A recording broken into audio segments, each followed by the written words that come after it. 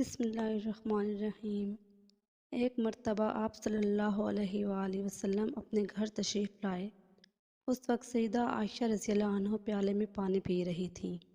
آپ صلی اللہ علیہ وسلم نے دور سے فرمایا، حمیرہ میرے لیے بھی کچھ پانی بچا دینا۔ ان کا نام تو عائشہ تھا، لیکن نبی کریم صلی اللہ علیہ وآلہ وسلم ان کو محبت کی وجہ سے حمیرہ فرماتے تھے۔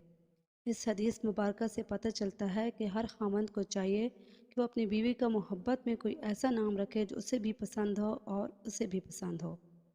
ایسا نام محبت کی علامت ہوتا ہے، اور جب اس نام سے بندہ اپنی بیوی کو پکارتا ہے تو بیوی قرب محسوس کرتی ہے۔ یہ سنت ہے۔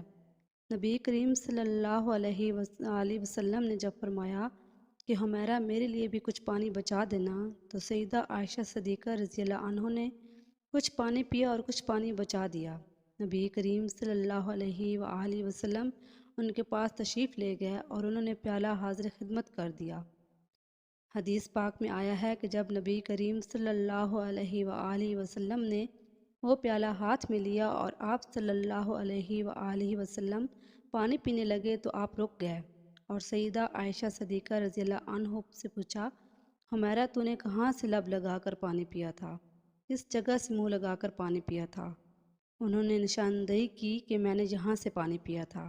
حدیث پاک میں آیا ہے کہ نبی صلی اللہ علیہ وآلہ وسلم نے پیالے کے رخ کو پھیرا اور اپنے مبارک لب اسی جگہ پر لگا کر پانی نوش فرمایا۔ خاوند اپنی بیوی کو ایسی محبت دے گا تو وہ کیوں کر گھر آباد نہیں کرے گی؟ اب سوچئے کہ رحمت اللہ عالمین آپ صلی اللہ علیہ وسلم کی ذات مبارکہ ہے۔ آپ سید الاولین والآخرین ہیں۔ اس کے باوجود آپ صلی اللہ علیہ وآلہ وسلم نے اپنی اہلیہ کا بچا ہوا پانی پیا۔ ہونا تو یہ چاہیے تھا کہ آپ صلی اللہ علیہ وآلہ وسلم کا بچا ہوا پانی وہ پیتیں، مگر یہ سب کچھ محبت کی وجہ سے تھا۔ سبحان اللہ۔